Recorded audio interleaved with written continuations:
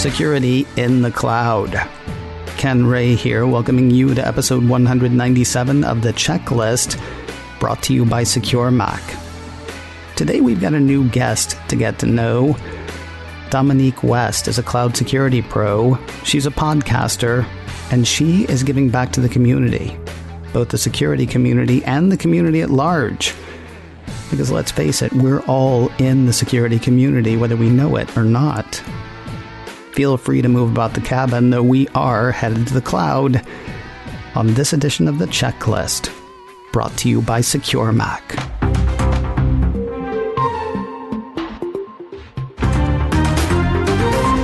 I came across a really good security podcast a few weeks ago. Dominique West hosts the show Security in Color. By day, she's a senior cloud security consultant, but she does a lot besides, with an emphasis on community. She's bringing security do's and don'ts to the masses, and I'm very happy to have her with us today. So to me, especially before I started doing the checklist, my feeling on computer security was somebody should do something. Thankfully, I've learned a lot over the last few years doing this show, not that there's not still plenty for me to learn. So at the other end of the spectrum, I think there's you. The About Me on your website says, I currently serve as a senior cloud security consultant based in Atlanta, Georgia. I took the traditional route, studying computer science in undergrad and specializing in cybersecurity in my graduate program. Is that the traditional route? Because I didn't. I'm curious, how did this end up being your thing? By traditional, I mean by today's standards. So I went to, a four-year university. I had gotten a degree, and all of my jobs have really revolved around some aspect of the tech industry, whether or not I was in security or if I was just in technology in general. Mm-hmm. Whereas nowadays, many people who are entering the cybersecurity field aren't coming from what I guess I'm calling the traditional route. They're pivoting from different industries. They're not going to university, not because maybe they don't want to, but just because, time, money, there's a whole bunch of different factors. There's boot camps now. There's different ways to get into the field. Whereas when I was just starting, or when I was starting out in my career, it felt like, hey, I had to get a degree, I had to get certifications, and that's the only way I can break in, where that's not the norm nowadays. And I really encourage people, you don't have to do the quote unquote traditional route or need to go to top-notch schools or XYZ in order to be successful in this career. There's definitely a whole bunch of different ways that you can be successful in cybersecurity and technology in general, because it can be very, very overwhelming when people are getting started. So that's why I say I took the traditional route, and I always kind of use that as a disclaimer as well, because when people ask me for advice or what they should do, what kind of route, how should they, plan their blueprint for their career, I always tell them, hey, I didn't pivot from this industry. So what I'm telling you is very general knowledge that I think would be beneficial for you and beneficial for anyone. But you also have to understand that what my blueprint is won't be yours, and it won't be the next person's. So it's hard to really say, hey, this is what you should do to be successful. Success comes by what you define it as and what you make your blueprint to be. So that's what I mean when I say a little bit about traditional. Okay. So that's interesting, because you told me different ways to get from point A to point B. What I'm really curious about is, why was your point B cybersecurity? Why was that where you were headed? Yeah, it actually wasn't. I definitely was. When I first started school, I was going to be a lawyer. I was convinced that I was going to be one of the top-notch lawyers, like in Law and Order, because I loved that show. And I thought I was going to be this big, top-shot international lawyer. And that's what I went to school for the first year. Mm-hmm. After doing an internship, I realized that wasn't for me. I did not have the stomach for it. So instead, I knew my other alternative was technology, because that was also something I was interested in. My father is an engineer, and he taught me how to work with computers and, take them apart ever since I was younger. So that was always been an interest, just in case, being a lawyer didn't work out. And then as I was studying, it's funny, an incident happened with my mom and I where both of our credit cards were charged this absurd amount of money We had two different cards, used it at two different times, but it was for the same exact amount in the same exact place. So as someone probably, was able to get the information. And that baffled me and kind of introduced me into the world of hacking and credit card fraud and how to really do investigations and forensics. Like I was trying to do my own investigation in terms of how did someone get our credit card information? Why was it for the same amount? What kind of stores did we go to at the same time? Like really going down that rabbit hole. And then that introduced me into the world of security. And I have been not stuck, but I've been interested ever since because there's just so much happening in the industry. Things change so quickly and so often. And I'm a person who really likes a challenge. So this industry definitely gives me a challenge. That was actually one of the questions I was going to ask you about. I mean, you've been in this line of work for several years now. What has changed? I mean, and I guess the first thing I wonder is what's changed in terms of, the threats that are out there. And then as far as people's awareness, I mean, like, are people more careful now, or are they just more aware that they might end up with one of those charges on their card one day? So in terms of threats, I can definitely say that the landscape is much larger. Because when I was starting out, of course, what the norm was then was the traditional security route. Everyone was on premise. Or at least where I was working, was very old school in how we did security. But now, fast forward 7-8 years, we're so connected on the internet. Everyone's information and business is everywhere that it makes it a little bit more difficult for you to now keep track of everything, right? Which is why now the reliance on technology and the reliance on improving how we think about security and how we've implemented security has definitely changed over the years.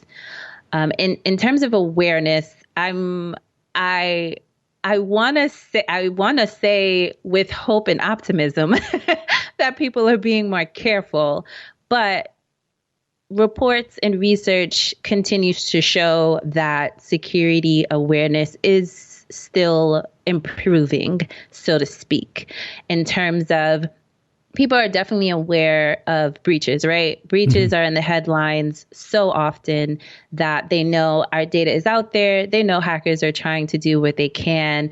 I just don't think that they're aware of how prevalent things are, and how easy it is for us to introduce risks into our lives. We typically think, hey, our organizations are the one who are being attacked, right? Nobody wants to come after me. Little old me, what do they want from me? All they'll see is a bunch of student loan debt. Like, if that's what they want, they can definitely come and get that. Whereas that's not the case anymore, right? Your PII, your name, your address, your phone number, your health information, all of that is valuable. It is a gold mine. And I don't think people are really understanding that every time we have to sign up for a new website, or every time they're entering their credit card information into somewhere, how many times you're actually doing that? How many times do you shop online? Let's just think about this pandemic, right? How many times have you gone to a website and entered your credit card information? And then how often are you monitoring or keeping track of how many websites you are entering that in? You've probably done it, maybe we'll just say on a low end, maybe 3 to 5 times during this pandemic. And then outside of that, if you're doing that year after year, time after time, and you're not keeping track of that, your information just kind of slips from you. Your digital identity is just out there. It's just lost. So I definitely can say awareness has grown. There's still a lot more growing to go. And thankfully, I think security is now becoming a forefront in everyone's minds, whether or not it's the organization and business leaders, or if it's the everyday average person. But that's again why I do what I do in terms of my platform, because I really want to make security accessible to everyone, not just people who happen to be in the industry or in tech in general. I think everyone should have access to this information so you can understand how do you take back control over your digital identity and security in a time where it feels like we don't have any at all.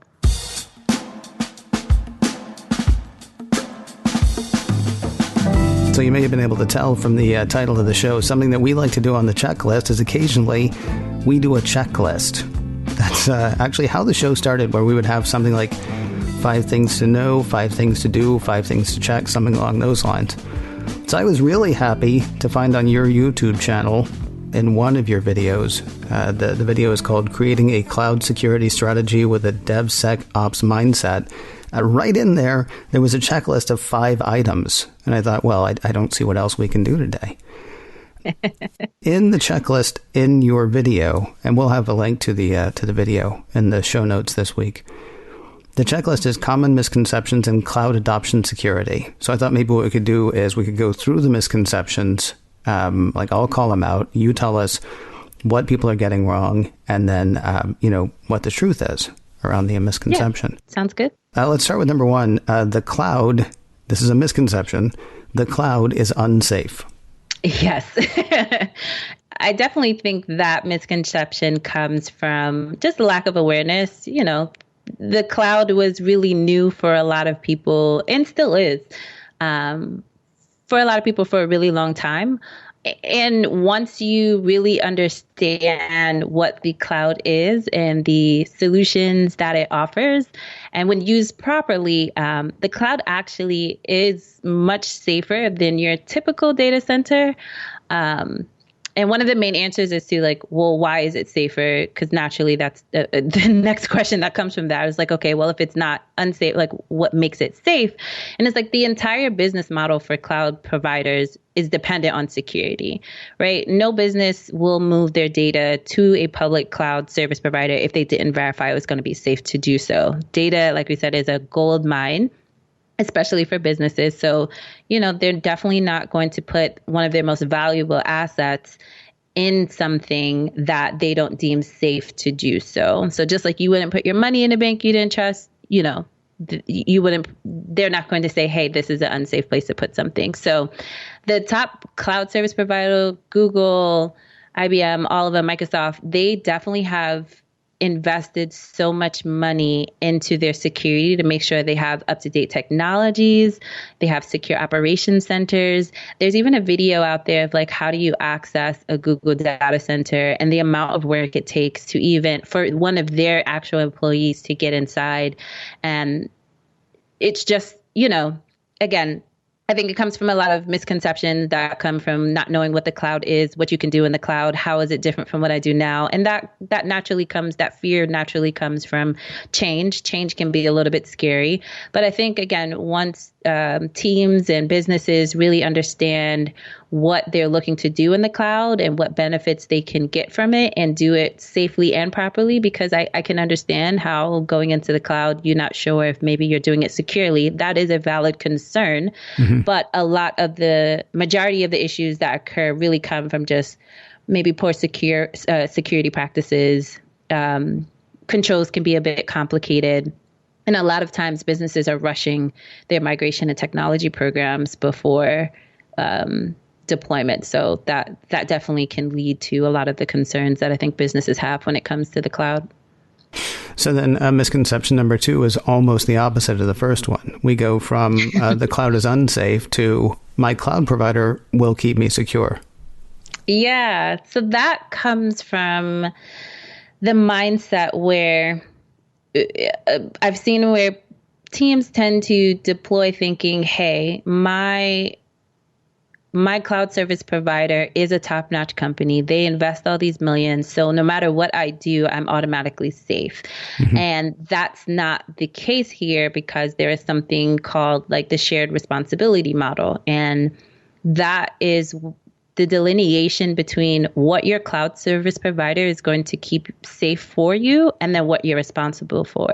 So an organization is always responsible for their data, and that requires you, depending on, what kind of cloud model deployment you pick. But at the end of the day, it requires you to do your own due diligence. It requires teams to do the job of making sure you're configuring things properly, that you're taking the right precautions, and that you're making sure that your assets are secure and not relying on, hey, my cloud provider is compliant, so therefore I am. That is a common misconception, and one that will definitely lead you down the wrong path. At its simplest, I would almost think of it like a U-Haul or a self-storage place, right? Exactly. They got 24-hour cameras. They've got, keyed access. They've got all this stuff. You have to work hard to get it inside. But if you then run a locker in there and don't put a freaking lock on it, exactly.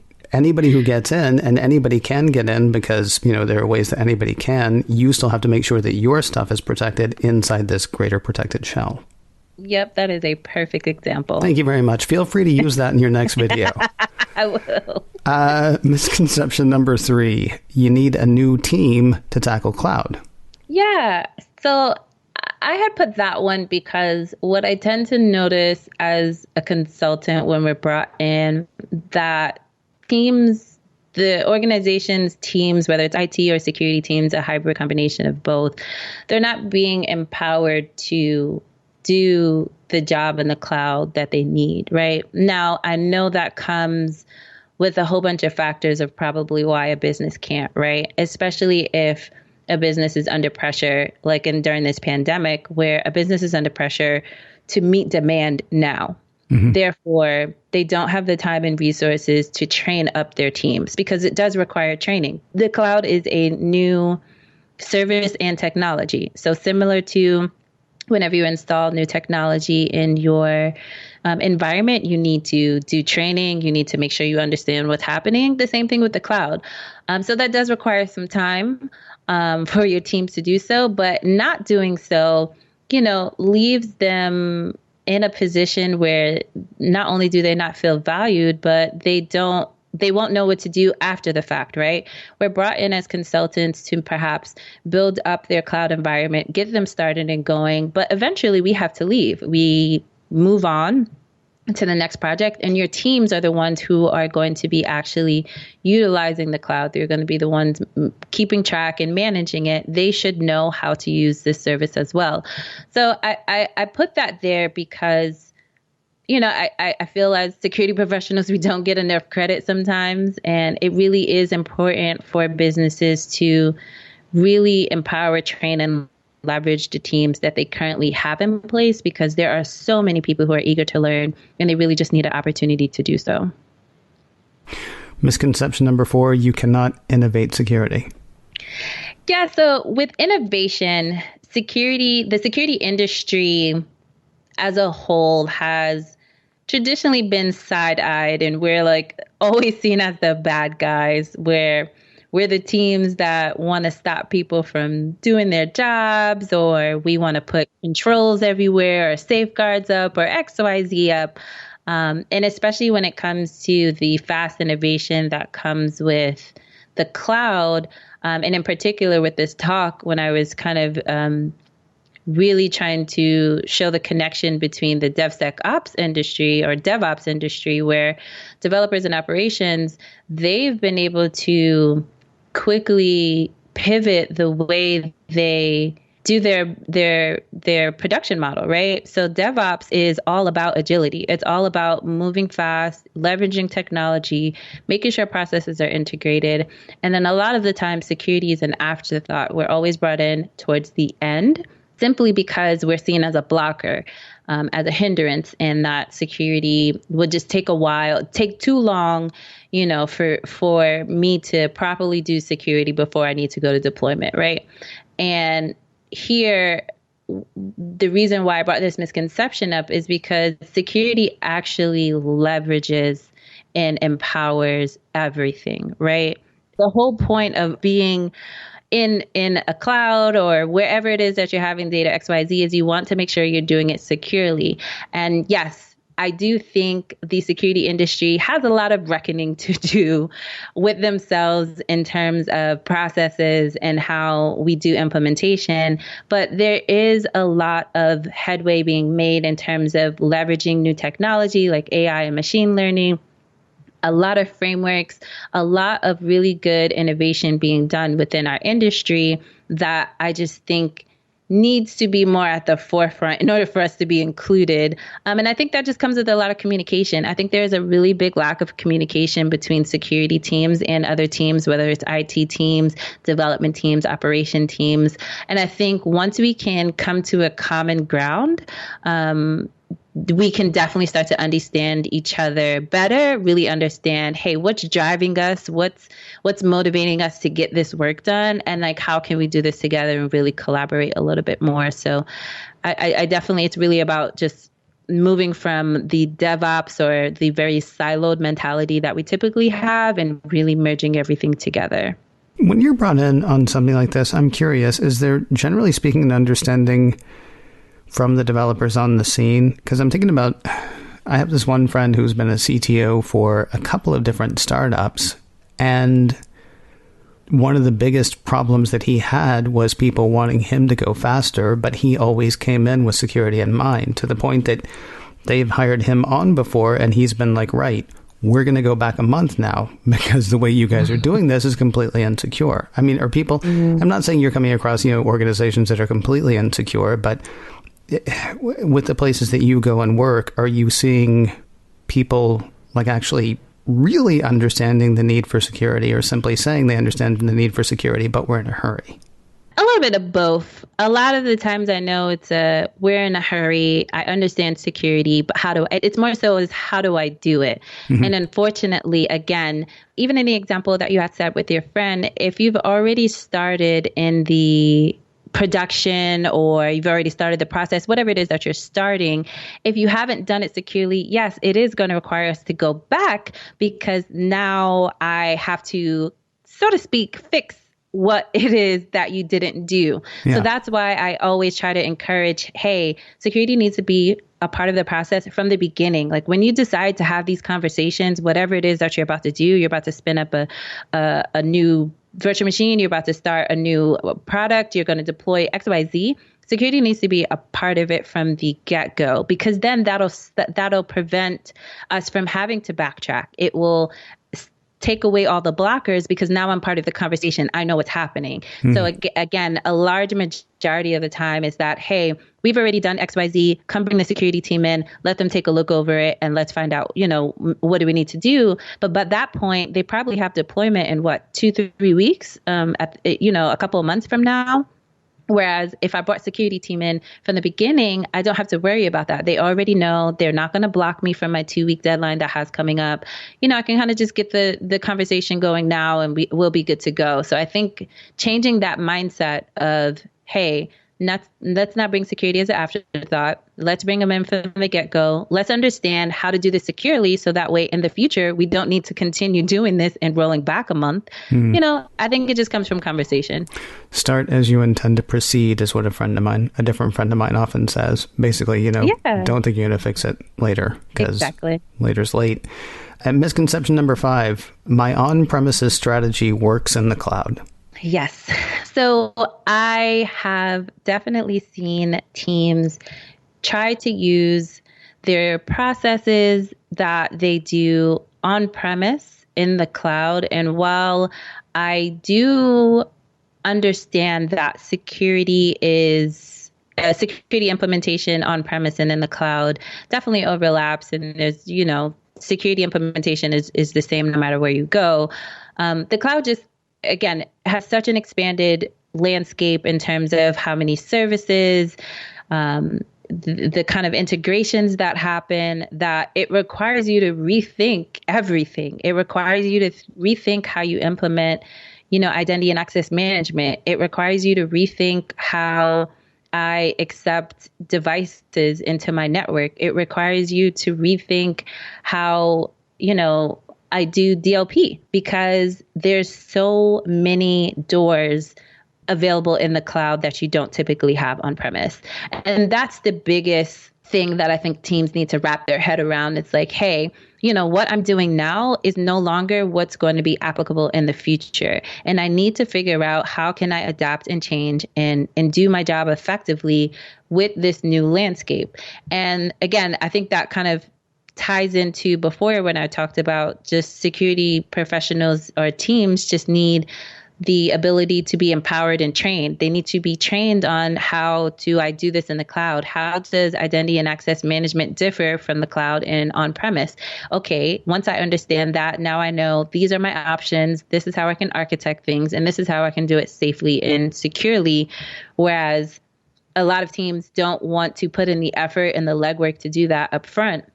And therefore they say, hey, I'm compliant here. It's just a lift and shift into the cloud. And then next thing you know, they've lost track of where their data is, going, how devices are connecting in, how people are authenticating. And once you kind of lose track of that and you're already in the cloud, it gets really, really hard to rein it in. And then that's when you have to bring in the consultants and experts to really do that job. So it requires you to think differently and come up with a cloud strategy along with whatever it is that you're doing on premise.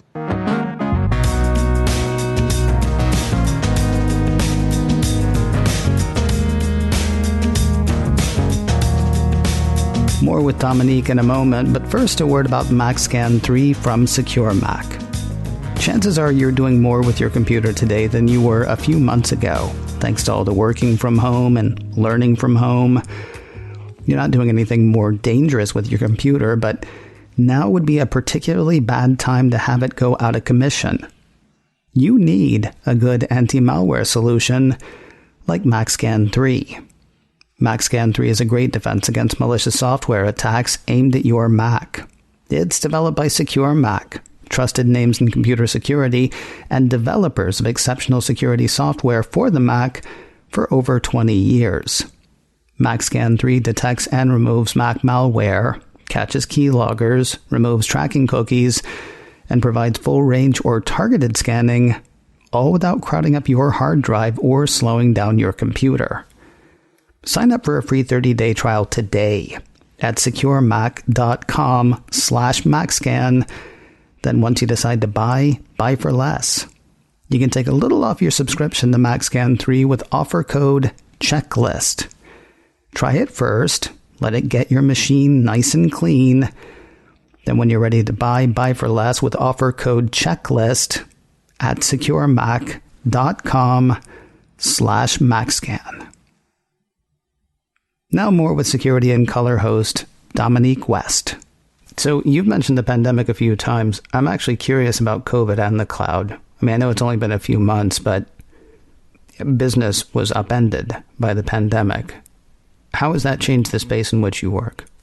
Well, I can definitely say it has increased work for cloud teams, because companies are now having to quickly kind of evaluate, how do I do business? And their shift to the cloud is quicker than they probably anticipated it would be last year, as everyone last year was probably coming up with their 2020 budgets and their 2020 plans of how they were going to migrate to the cloud, if they were going to migrate to the cloud XYZ, where a lot of that if now has become it needs to happen now and not later for many companies, and where they might have had a little bit more time to work out, some kinks and really get that strategy that I was talking about. They don't have that time anymore because they need to meet demand right now. They need to make sure their employees can still do their job and that they're meeting customer demand or XYZ. And then now they have to bring in the consultants and experts to do that. So I can definitely say that the technology sector has, for the most part, really benefited from this pandemic the most. And we're just now and now the realization of our reliance on the cloud, whereas before it's like, there was a really high percentage of companies either in the cloud or, somewhat in the cloud. There was some kind of hybrid multi-cloud XYZ that they had going on, where now many industries, especially if we think about education, where now they have to rely on so many technologies that are cloud-based in order for them to, teach and reach their students, or, for companies to reach their employees, and having to rethink, hey, my on-premise, and that's to go back to what I said before, my on-premise strategy is not working for the times that we're in right now. What can I do to make this work? What can I do to make sure this doesn't impact my business as significantly as the pandemic has been for so many? So I definitely have seen an increase in the need for more cloud security experts and professionals, and to really help businesses understand how do they build that strategy and do that.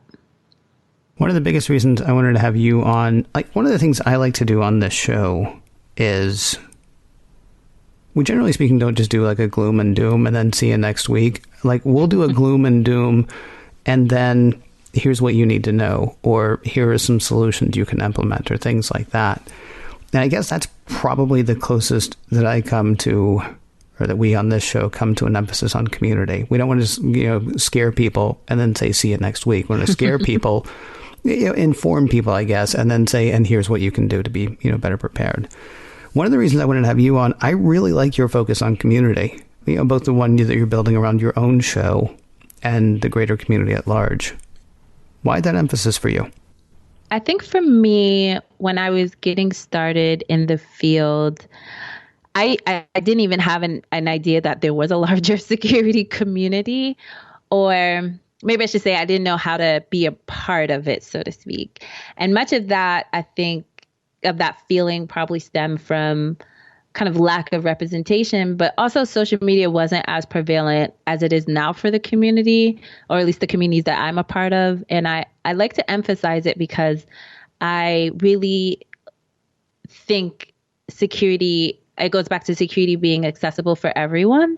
And I really want to help the next generation of cyber professionals feel like they belong.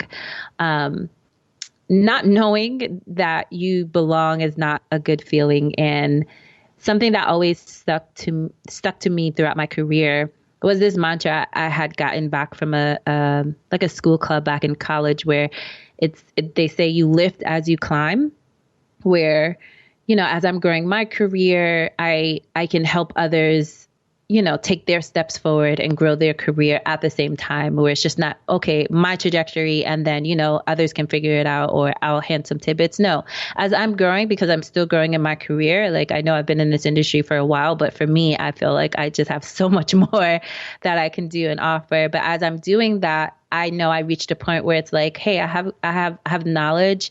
I have the confidence to give back to others who might not have that, right? They might not see someone who looks like them, and being that representation for them, I think would be one of the greatest honors of my career, is to be able to help someone say, hey, you know what?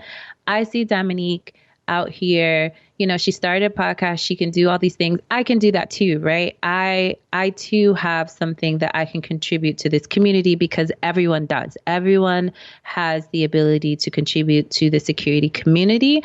And sometimes it just can be a little bit scary on doing so. But when you have a community and you have, that support system, it not only just makes you better, I think it just makes the community at large better. When I grow and you grow, everyone grows. It just makes the industry, much, much better to be a part of.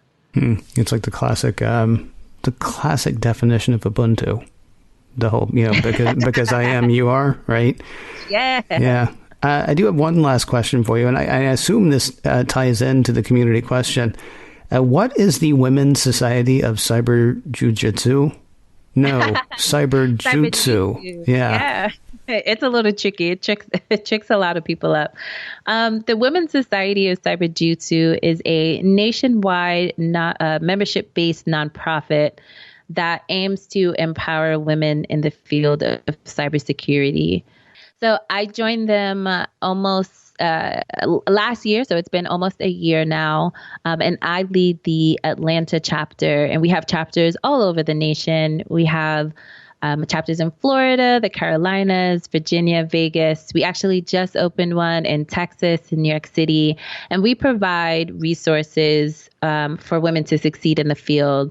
And that can include technical workshops. So, for example, we're having a pen test lab coming up workshop for those who are wanting to get into the penetration testing field. We just had a resume workshop.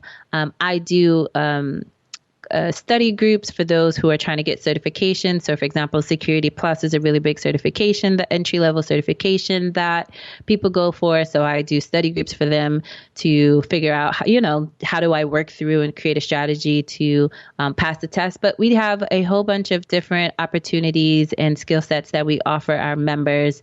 And they are one of the communities that I'm most grateful for finding, because the the friendship, the support that they have given me in my career and vice versa just has been amazing. So if you're ever looking for a community, there are an amazing group of women to be a part of. And we have allyship. We definitely are not excluding men or anyone else at all. We definitely have memberships for men as well. So it's just a great community to be a part of. Well, I got to say, your commitment to community just shines through in the podcast on your website and in initiatives like that as well. Dominique West, it was a true pleasure to talk to you today, and thank you very much for coming on and sharing your time. Thank you for having me. It's been great.